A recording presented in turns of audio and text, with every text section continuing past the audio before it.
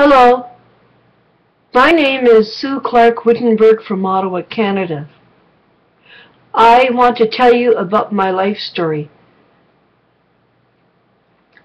I was born in April 1955 in Ottawa. My parents had a shotgun wedding September 28th in 1954. They were both Catholics, and in those days they had two options. One was for my mom to go into one of the houses for unwed women, or to get married. They chose to get married. I was born at the Ottawa Grace Hospital in Ottawa on Wellington Street. It has been demolished quite a few years ago and now is a long-term care facility. My mother was born in Cajou-Bajwa, Quebec. Try and spell that. I have a difficult time to spell that. That's in Quebec. My mother's Irish. Her mother was, my mother's mother was Irish and her father was Portuguese. Grandma's main name was Marianne Flynn, F-L-Y-N-N. Her ancestors came from Castlebar, Mayo, Ireland. My grandfather's name, my mother's father's name, is Joseph Sage. His roots go way back to Portugal. He was born in Martinsdale, Quebec. But anyhow, getting along with my story, my brother was born a year later, Chris, and he is 13 months younger than me. As you could say, my parents didn't waste any time. My mother was pregnant for a third time a few years later, but she miscarried. My parents dated secretly for years. My mom met a girl called Teresa, and her boyfriend was Jerry Legare, L-E-G-A-R-E, a French name. Mom met his brother, Paul-Andre Legare, L-E-G-A-R-E, and then they fell in love as teenagers. His mother, Yvette, said to my dad, "Andre, do not date young women because I want you to concentrate on your education." He was going to the University of Ottawa, and he got his bachelor's. He was young, he was smart, very intelligent.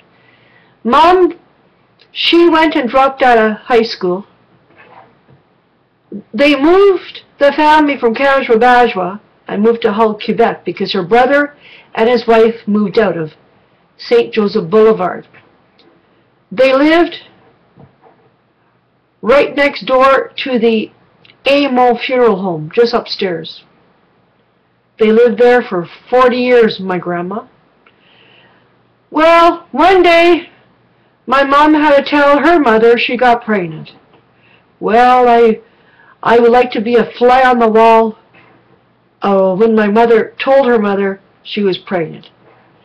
My grandmother was a staunch Catholic. She went to church every day. Anyhow, they got married. I just told you that, eh? Okay. I tend to repeat myself, sorry. I have a memory problem from electroshock. You know, these up your head? Anyhow, going on now. My dad was intelligent, and he went and got a job at the government as a clerk. Then through the years, he took more courses. He became a translator, changing English to French and French to English. So anyhow, when I was born, my parents took me home to Holland Avenue, a bachelor apartment. And then when my brother was born, in 1956, they needed a two-bedroom apartment, and so we moved to Crothers Avenue, right on the corner of Scott Street and Crothers Avenue. It was an upstairs apartment, and we had about 13 stairs that lead up to the apartment. Anyhow, my mother was kind of a hyper person. My dad was more quiet. Mom was outgoing, and Dad was a loner, you could say. Anyhow, both were gorgeous, beautiful looking, very good looking people. Anyhow, So my mom was a housewife and Dad was a translator going to work. He had bought a little Austin mini car, cute little car. They wanted to move into a house, so my mom went to work at the Westgate restaurant, and my dad at night would wrap us up in a blanket, go meet Mom at the restaurant, and then go home. Well, you could say I didn't have a very happy childhood, not at all. I remember something very disturbing and graphic. Just to let you know, I'll always say graphic before I start saying something that is a bit disturbing, okay? My dad was mad at my brother. He was about 2, I guess. He wet his pants or something. I saw my father throw my brother right into the bed frame steel, and he cut his chin. He had to go to the hospital. I know my parents lied about the abuse to cover it up. Now, I was such a nervous little girl that I bit my right thumbnail right to the core, right to the skin.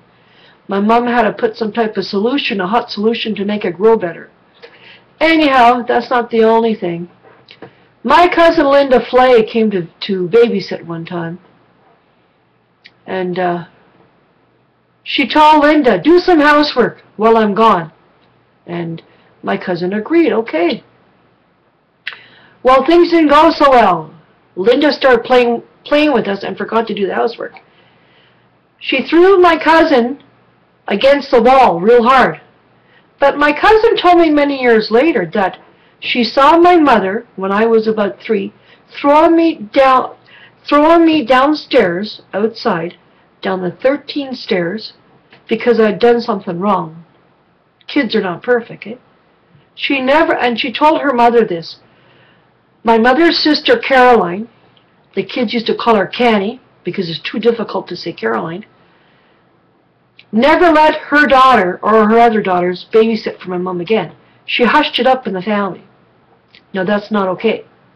So then we went to move to Terrain Gatineau, across the river from Hull, and we lived in Terrain, a housing development, a nice one. The roads were all full of mud. It wasn't paved yet. And we went to school at the Riviera School because it was called the Riviera Project. So we lived in a small little place called Terrain, Quebec. It was a housing development that was just starting up. There's a few hundred people with the muddy roads and that. Eventually what happened is they did pave all the streets. It took a while.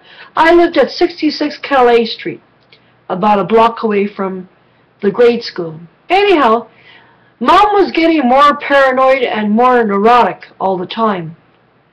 My dad wasn't nice either, and my mom wasn't nice. They were both cruel. I'll tell you what happened. Warning, warning, graphic, graphic. What happened was, when I lived there, of course my parents, she threw me into the closet one time and a bit of the piece of my tongue fell off.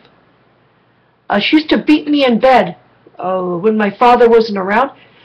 She was 180 pounds, I was about 70 pounds, and she used to jump on me like a quarterback, twist all my limbs, and say, don't say anything to your father. I didn't, I was afraid of her. And my brother went outside one day in the winter, and he got his pants wet. I guess he fell in in the snow, and you sit there for a while, your pants got wet. She took a small 2x4 and hit his fingers, he has scars there. My mother, she went to look after her brother's daughter, Robin Sage. And she gave Robin a new umbrella and said, Robin, be careful with this umbrella. Don't do anything wrong with it. Don't lend it, don't break it. Well, you know what happened as kids do. It broke. She said, Aunt Teresa, I broke the umbrella. Well, she brought Robin downstairs. I could hear her screaming. She was being poor Robin. I didn't like that. We had a dog called Pierre. She used to tie the dog downstairs and beat him with a stick. She was getting worse and worse as the years went by. I forgot to tell you something, too. When we lived on Crowther Street, my Aunt Olive said that my father had an affair with a secretary. That's when she was pregnant with the third child. She miscarried. So my Aunt Olive said my mother never got over that affair. She was very disturbed after that, all her life. Still is. So anyhow, what happened was, okay, we lived in the house at Calais Street, okay, and Mom got a big husky, and she beat the dog too. It used to, used to do its business all over the floor in the basement. That wasn't okay. And my dad was not very nice either. One time we came home late for supper. He was alone with us. He took his leather patent hard shoes with a long toe, and he kicked us hard right at the base of our spine. Both of us said, "You should be here on time." My dad was a dictator, tyrant, and a wife beater. One time I came home on Calais Street, and my brother wasn't there. And my mom was crying in the living room. She had a pink robe, one of these terry cloth robes. I said, "What's wrong, Mama? What's wrong, Mommy?" I was about 7, I guess. She said, I'm upset. She went hysterical. I said, "What's wrong, Mommy?" Well, she got up from the couch. She took the robe off. I saw her back. She was naked. And there were a bunch of marks, I guess. Someone punched somebody real hard in the back. I said, "Mommy, you shouldn't have went outside, the boogeyman." She said, "Your father did this to me." I adored my father like most little girls. I used to wait for him outside. In winter, freezing, waiting for Daddy to come home in his car. This horrified me. And before this happened, I went to my Nana's house, Grandma's house at the Amo funeral home up on top. And my Uncle Lyman was a bit odd. He was never married. He's very strange. He used to stutter and talk very quick. I was about 4. I had these red shirts on, a white little top. My mother and father and my grandmother and my brother, a year younger, were on the veranda, quite far away. So my Uncle Lyman says to me, graphic, "Come into the bathroom with me, Suzanne. You're so cute. These wonderful ringlets." I was so pretty. Cute little kid, eh? So he said, he held me up on the top of the toilet. It was closed. And he pulled my shorts down and my panties, and he kissed the top of my genitals. And he said, "Isn't that pretty? Isn't that pretty?" Then he touched me, and then he put me down, pulled up my underwears and my shorts. There was a latch for the bathroom. He said, "Don't tell anybody, Suzanne. This is our secret." I said, "Okay." So, many years later, I went to confront him. My grandmother was listening through the window in her bedroom. I told my uncle off. I said, "You did this to me when I was 4. He said, "You're crazy." I said, "I'm not." I said, "You are." And my second husband, John Clark, was with me. I confronted him. Most abusers will never admit that they did anything wrong. Anyhow, okay, so I was in Terrain, and we left when I was in grade 7 to live in the Paul Anka house in Ottawa at Clearview Avenue. It was 87 Clearview Avenue, into a big house. Dad had a good job. He was a director of customs and excise in the translation department. He made a lot of money. So we lived in Clearview, where Paul Anka had made his song Diana in the basement. I'm disabled now, and I use the para, which is for disabled people. And a driver said, "I used to listen down at the window in the basement and listen to Paul playing the song Diana." Anyhow, so I went to high school, Champlain High. I was 13. I was in grade 9 now, a year younger than most people. And my mom was not nice then either. Graphic. She had a little mutt called Maggie, small little dog, brown, and she got the operation. She was spayed. Eh? She came into my bedroom. We all had the hardwood floors, and she peed. I said, "Mom, the dog, Maggie peed." So she took the dog into the bathroom for a long time. I had music playing. On those days, we had the record player, the little needle, and the big records and the 45s. I was playing the Beatles, so I didn't hear much of what was going on down the hallway in the bathroom. Anyhow, my dad came home. I was very, very hyper, and he was screaming at my mother. Screaming. It was winter. It was really cold. And the story I heard was that he called my mom's friend Carmen from Terrain, where we used to live. She was a neighbor. And he said, "Carmen, come quick."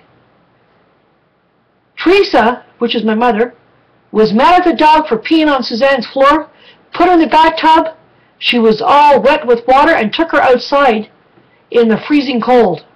So that's what my mother did. Eh? Then one time, graphic again, I used to like to make art. You know, these collages. And I had a beautiful blanket quilt made, and I used that rubber cement.